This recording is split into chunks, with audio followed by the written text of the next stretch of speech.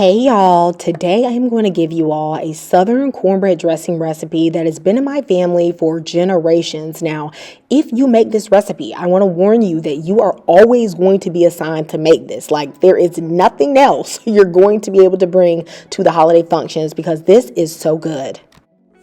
My cornbread has been sitting out a day. Good old homemade cornbread that is now dry and crusty. So you can make your cornbread anywhere from a day to even like 3 or 4 days in advance, just to have something that you don't have to do the day before Thanksgiving or any sort of event. I'm going to cut up my cornbread into pieces just to make it easier to get out. And also, I sometimes like to leave some of the chunks as I'm mixing my dressing. That's just preference though. For some other cornbread dressing recipes, I don't really care about using homemade cornbread or using ones from the box. But for this specific recipe, I feel like using this cornbread recipe comes out the absolute best. And like homemade cornbread just gives it a better flavor. Just for this one, okay? But you can honestly do whatever you prefer. Going to get all the crumbs out of my cast iron skillet because we're going to be cooking our meat and sauteing our vegetables in this. I started making the dressing for my family when I was 15 years old. My mom used to always do it and it used to come out pretty good until one Thanksgiving, she just stuffed that dressing to the brim with meat. I mean, it was giblets, turkey pieces, sausage, just everything you could think of in a dressing, and it was just way too much. And of course, being the teenagers that me and my siblings were, we started complaining. So my mom told me for Christmas, girl, you gonna make that dressing. And I did, and it came out really good. And so ever since then, I've been making the dressing for my family. Now, honestly, I think she was plotting and scheming on that Thanksgiving. I think she ain't want to do it no more. So she was just trying to test me to see if I was going to start making it. Whatever the plan was, whether it was on purpose or just kind of a fluke, it did indeed work. So ever since then, I have been making the dressing. Let me know in the comments if there are any specific recipes that you are always responsible for making for the holiday function. Like people want your potato salad or your mac and cheese or your cakes. Okay, y'all, right into Sister Mabel, I am going to be adding some butter. It's the same skillet I cooked that cornbread in, okay? So we're not dirtying up any more dishes. This butter is going to add a great flavor to the cornbread dressing as well as this sage sausage. I don't always make cornbread dressing with sausage, but sometimes I do. You don't actually have to use sausage.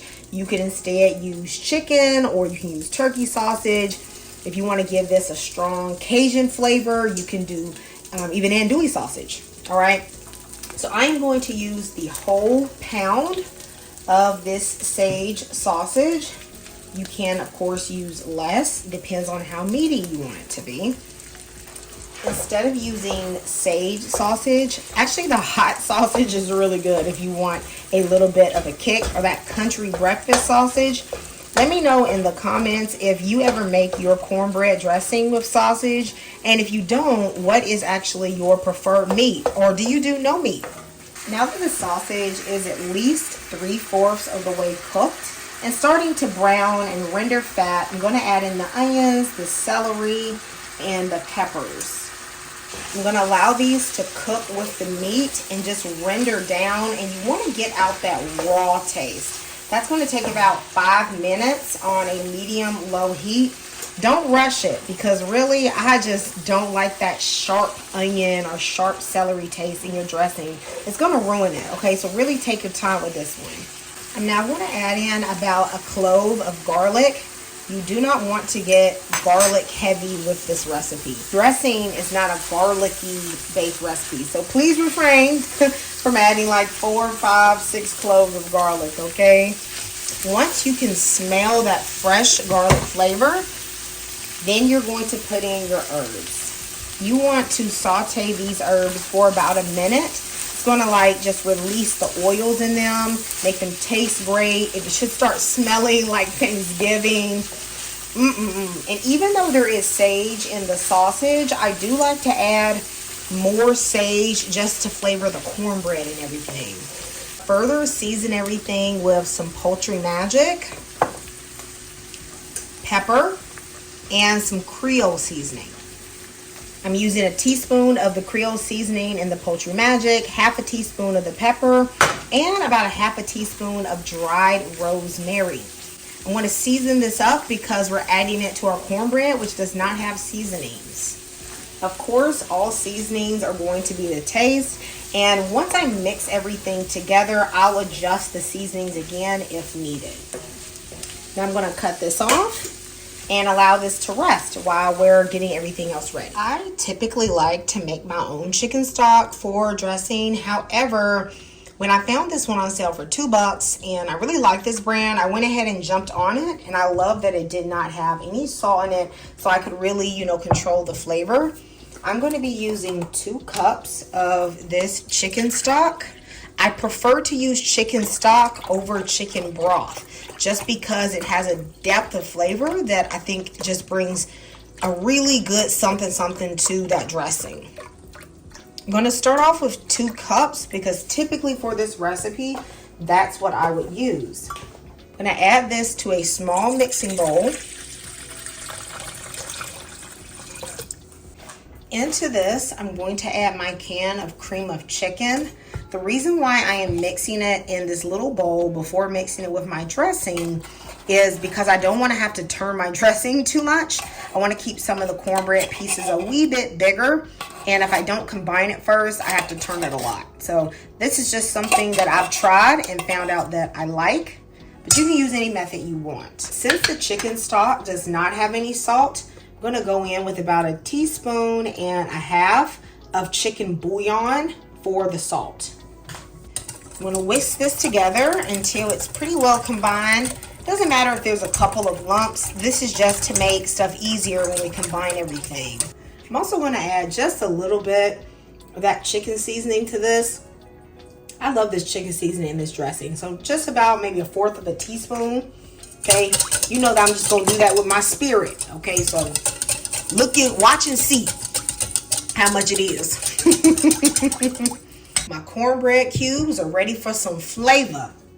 Let's go in with that sausage and veggie and herb mixture. Don't scrape your cast iron skillet of all the oil. We actually want some of that oil left in here to grease the pan. I feel like I really should be using a bigger bowl for this, but y'all, this is the biggest bowl that I have here at my house. So if you got them big old, big mama stainless steel bowls that you pull out for the holidays, go ahead and use that to mix this. And that's actually what I would use growing up, but child, I should have stole my mama's pan and made this. You know what I'm gonna do? My hands are clean. I think I'm just gonna go in here with my hands first and mix it. It's kind of dry, so it needs a little help. And I know some of y'all gonna be like, why she ain't got gloves on? Baby, this is old school cooking. You know your grandmama, great grandmama wasn't using no gloves. They was washing their hands, had proper hygiene, and let it do what it do. Okay, I'm gonna put in all of this broth and soup mixture. Let me add in about half now. Mix it up a bit, and then I'll put in the rest. I'm definitely going to need all of it. I might need a little bit more broth, but you definitely don't want to add too much. I don't like overdoing it and making the dressing mushy. There's really a balance here. You want enough so that your cornbread dressing comes out moist and flavorful and delicious, and so that you can cook it long enough to get a crust, but you don't want to have so much that once you get the crust, it's still kind of mushy on the inside.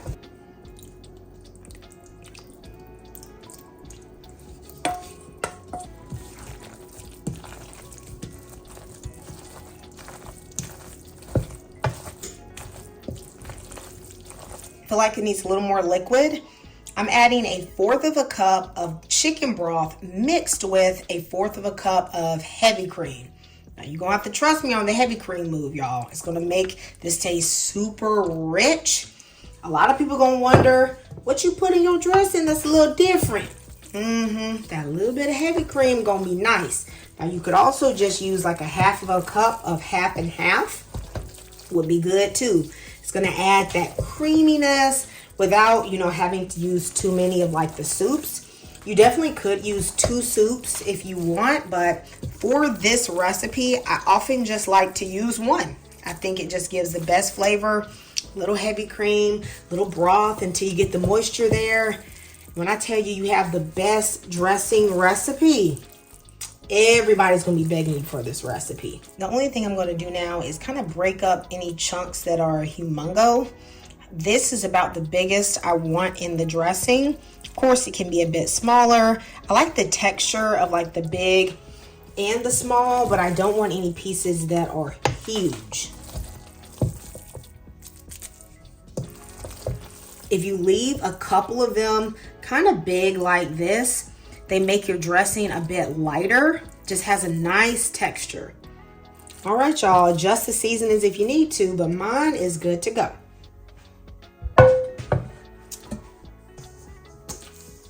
Right into Sister Mabel, your good old cast iron skillet that you've been seasoning well.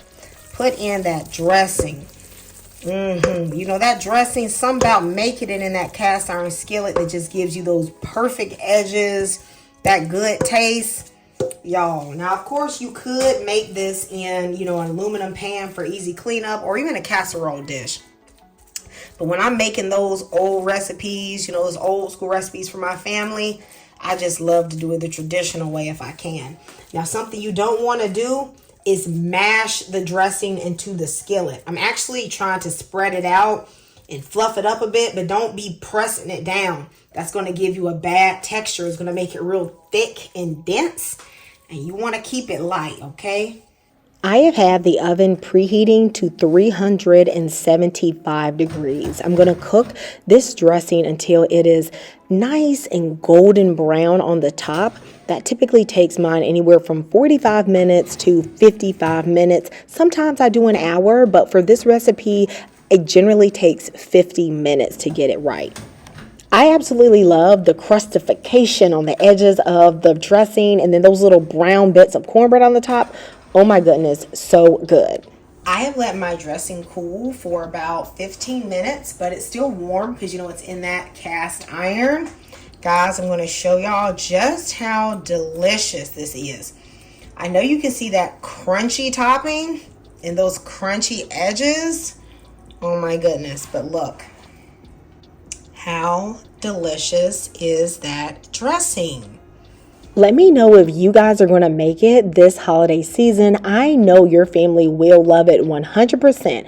Whether you want to test run this or not before Thanksgiving, I can promise you it's going to come out right because I've been doing this for 15 years. Guys, I'll see you next time in Kamira's Kitchen. Goodbye and God bless.